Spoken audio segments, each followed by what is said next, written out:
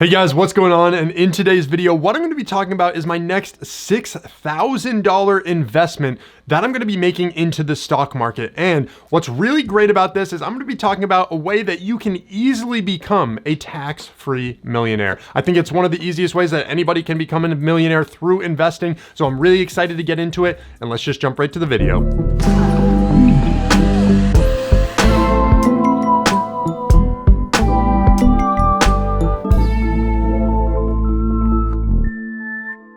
All right, guys, listen, well, if you're brand new to the channel, you've never been here before, well, my name is Dalton. This is D-Lits TV. On this channel, we talk about all things investing. And like I said, this is what I think is the easiest way that you can become a tax-free millionaire. What I'm going to be talking about is my next $6,000 investment, the easiest way to become a tax-free millionaire, and basically how to structure out, set up a Roth IRA account if you've never done so before. So let's jump into it. All right, listen, just to give you guys some conceptual feedback on this, what it's looking like, I'm at a Roth IRA calculator right now. This one's from nerdwallet.com. I'll have the link to this in the description. You can play around with it, toy it, make it to your own individual preferences, where you're at in life, what you're looking like, and you're gonna get some solid information from it. So right off the bat, it asks you, how old are you? I'm gonna go ahead and put my real age. I'm 24 years old right now. I'm gonna go ahead and click next.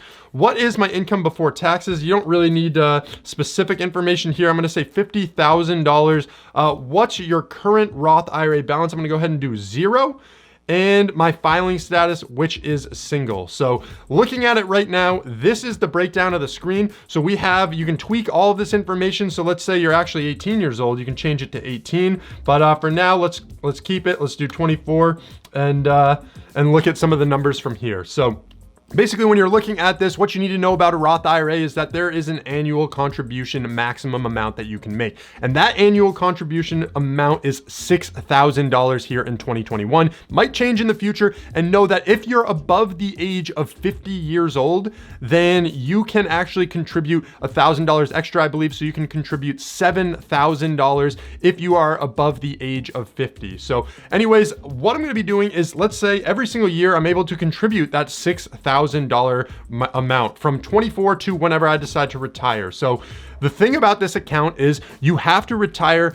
Your set retirement needs to be later than 59 and a half. You can retire at 59 and a half or later. And that's pretty on par with retirement and what it's looking like for the average individual when they're working. So let's say right now I wanted to retire at that kind of bare minimum range. Let's look at the 60 years old mark, right? So what you're getting from this is I'm going to estimate a rate of return, and a fairly, common rate of return that you can expect to get investing in the S&P 500 is around 8%.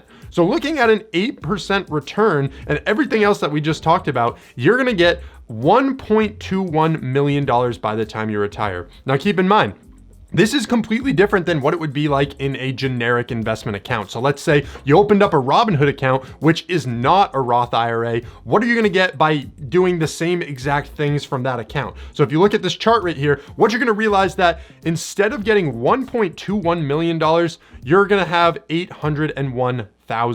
So it's a pretty significant dip, and there's a significant gap in between those numbers. And that's because what's happening is the money that you're investing into a Roth IRA is tax-free. Now, it's not completely tax-free because what happens is usually when you're working, let's say you have a job, you're working 9 to 5, you get a W-2, your company typically takes taxes out of your paycheck. So what you're getting is theoretically taxed already. So what you do with that money is you invest it into a Roth IRA, and then there is no more tax implications on it, right? If you leave the money there and you take it out when you're above the age of 59 and a half, it's completely tax-free. You don't have to worry about anything. But what happens when you're in just a regular individual account, you have to pay taxes on a lot of different things. Capital gains tax, let's say your companies are paying you dividends, you have to pay some taxes on top of that. There's a lot of different ways that you're getting hit with different taxes in your regular individual account that the Roth IRA actually works its way around. So again, if you're investing in a Roth IRA and you're a dividend investor, you're like me, you love dividend companies, this is the best way to capitalize on making the most money from those dividends, because you don't have to pay the taxes on it. And it's super solid when you can structure it out. And I just wanted to show you guys, give you guys this resource so you understand exactly where you're at. Now let's say you started at 18 years old. the difference is astronomical when it comes to investing. And you can see these gaps get even larger. So you're nearly making $1 million more by investing in a Roth IRA starting at the age of 18 if you can put $6,000 annually into it. And just know, like, $6,000, it might seem like a lot of money when you're just starting investing, but as you get rolling, as you get into it and you start making an emphasis to save money, put more away, invest, I think that really pretty much everybody out there could generate $6,000 extra to invest from a side hustle or a business that I want to start or any of these other ways to just make money. $6,000, it seems like a lot, but if you're working, you're grinding yourself out, you're figuring out ways to maximize savings, it's not really that hard to achieve that level. All right, guys, if you've never seen this application before, this is the M1 Finance application. It's really easy to navigate. You'll kind of see that, you get a glimpse of it from this video, what I'm talking about in here. But this is where I'm gonna be housing my Roth IRA. And I structured this account out before, and I just hadn't really put much money into it. And this is where I'm looking to make a majority of my investments in the future. I'm gonna definitely hit that $6,000 cap range for the year of 2021. And you guys know my investment style. If you've been to this channel before, you know that I'm a very hands-off investor. I like to put my money in the market and not have to think about it. I invest in either solid companies, solid ETFs, all these different things. But basically, I don't want to have to do a lot of maintenance on the things that I'm investing in. If I can leave it and it's going to grow over time, and what we've seen in the past is a lot of proof that investing in some solid market tracing ETFs is going to do extremely well, then I think, hey, that's probably the best method for me. So what I'm going to be doing is structuring out way to dollar cost average this $6,000 into my Roth IRA. And I'll probably space it out so I'm investing, every few weeks, a set amount to average out to that $6,000 range. But I want to talk about the actual companies, if you will, that I'm investing in. So I'm just doing the poor man's investment strategy, which essentially invests in 3 different categories here. They're all ETFs. You don't need to really look at what the breakdown is.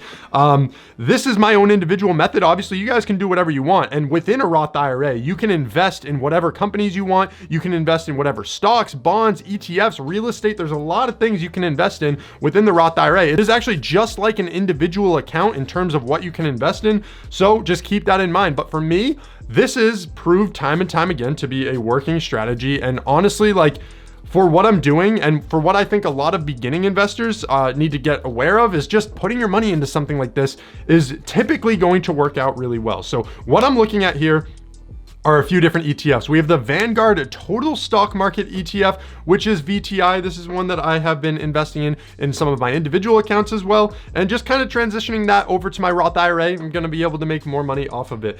And then I also have some total international stocks in here. So just getting that diversification a little bit more. So not only just like US companies there too.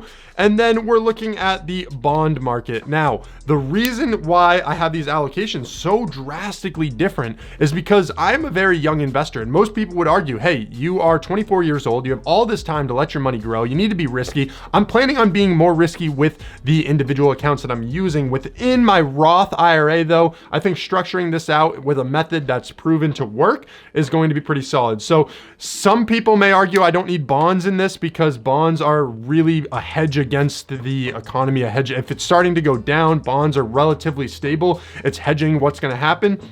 And then I could offer more risk by investing in more companies and the ETFs that are holding stocks. So really, this is pretty much it. It's super easy. Anytime I go to invest, it's going to automatically distribute the investments into these companies, into these ETFs based on the way I structured it. So 70% is going into the total stock market ETF, 20% into international stocks, and 10% into bonds. And, maybe in the future, I'll structure this out differently. For where I'm at right now, I'm completely comfortable putting it into these 3 methods. And yeah, that's exactly what I wanted to talk about. If you wanted to change anything around, right, you can go ahead and edit the pie. Let's say, for example, you wanted to change the ratio at which it's being invested. You wanted 75% to be in the ETF for total stocks, and then you wanted 5% for bonds. You could do that pretty simply. If you wanted to add stuff, let's say you're like, oh man, Tesla is going to be great in 10 years, 20 years, when you're looking to retire, whenever, you can go ahead, you can search up Tesla, add it to your pie, click done. You can see Tesla appears right there. Now, again, for now, what I'm doing is just structuring it out in this way. I know that there's probably money being left on the table if I want to do some more research in the future, but this is what I wanted to talk about for this video. I mean, I think that if you're intimidated by the stock market, you don't want to pick individual stocks. Like, this method has worked really well. And just know that, guys, I am not a financial advisor, so I can't tell you the exact companies to invest in. I can't tell you to say, I can't say, hey, listen, this is the exact way you need to structure your Roth IRA, because one, that would be illegal, and two, like, you know, if it weren't to work out, I don't want you guys to look back and be like, man, like, you screwed us over. So just keep in mind that this is just how I'm structuring mine out. And if you want to do the same, like, that's your prerogative. You can invest however you want. But I think that introducing a Roth IRA to a lot of you guys who are brand new to investing, who may have never even heard what a Roth IRA is and how it works, is a really good method. That's pretty much all I want to cover in this video here today. If you have any questions, make sure you leave them in the comment section. If you made it this far, please support the video, support the channel, turn that like button blue. It would mean a lot to me. It promotes it on other homepages, gets my message out there. And again, it would just mean a lot to me. Thank you so much for checking out this video, guys, and have a great day.